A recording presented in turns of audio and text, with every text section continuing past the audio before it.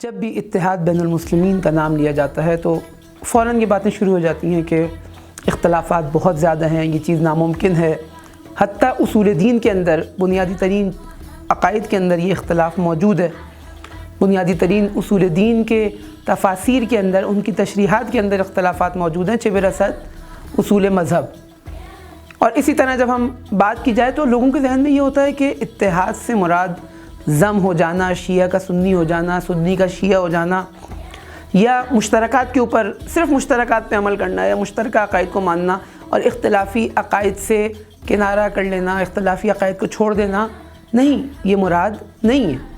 ایسا نہیں ہے کہ ہم اپنی فقہ چھوڑ دیں، اپنے عقائد چھوڑ دیں، اہل سنت اپنی فقہ چھوڑ دیں، اپنے عقائد چھوڑ دیں، نہیں، بلکہ جب بات کی جاتی ہے اتحاد بین المسلمین کی تو یہاں ہدف کچھ اور ہے۔ وہ ہدف کیا ہے؟ وہ ہدف مشترکات کے لیے جمع ہونا، اپنے مشترکہ دشمن کے خلاف کھڑے ہو جانا۔ اور اسی طرح جب بات کی جائے اختلافات کی تو یہ جزئیات میں اختلافات ضرور ہیں، لیکن کلیات کے اندر، دین کے مسلمات کے اندر یہ اختلافات موجود نہیں ہیں۔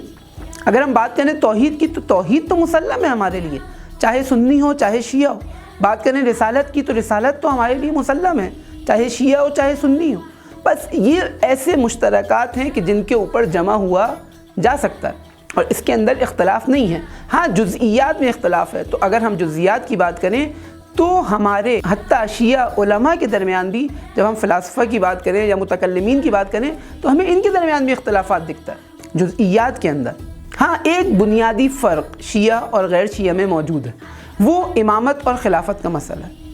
یعنی ہم امیر المومنین علیہ السلام کو خلیفہ بلا فصل مانتے ہیں، یعنی حاکم من اللہ مانتے ہیں، اور ہمارے لیے کسی اور کا حکومت کرنا جائز نہیں، یعنی صرف اس کو حکومت کا حق ہے کہ جس کو اللہ تعالیٰ نے اجازت دی ہو، اور اہل سنت اس نظریے کو نہیں مانتے۔ یا اسی طرح اہل سنت، ہمارے برادران، یہ تمام اصحاب کے عادل ہونے کو اپنا عقیدہ مانتے ہیں، لیکن اہل تشیع تمام اصحاب کو عادل نہیں مانتے۔ لیکن اس اختلاف کے باوجود یہ مشترکات جو ہم دونوں کے اندر موجود ہیں، تمام امت مسلمہ کے اندر موجود ہے۔ ہمارا دشمن ایک ہے، ہمارا کعبہ ایک ہے، ہمارا نبی ایک ہے، ہمارا اللہ ایک ہے، ہمارے جس آسمانی کتاب پر ہم ایمان رکھتے ہیں وہ ایک ہے، بس مشترکات بہت زیادہ ہیں۔ لہٰذا اتحاد کی جب بات کی جاتی ہے تو اتحاد سے مراد یہ ہے کہ مشترکات پہ جمع ہوا جائے، اختلافات کو علمی انداز میں بیان کیا جائے، ایک دوسرے کے اوپر تنقید، استہزاء، مذاق نہ اڑایا جائے۔ ہاں، اختلافات ہیں، اس کو علمی انداز میں حل کیا جائے، اکیڈمک انداز میں اس کو حل کیا جائے، یا ایک دوسرے سے ڈسکس کیا جائے، لیکن ایک دوسرے کی توہین کرنا، ایک دوسرے کے مقدسات کی توہین کرنا، یہ صحیح نہیں ہے۔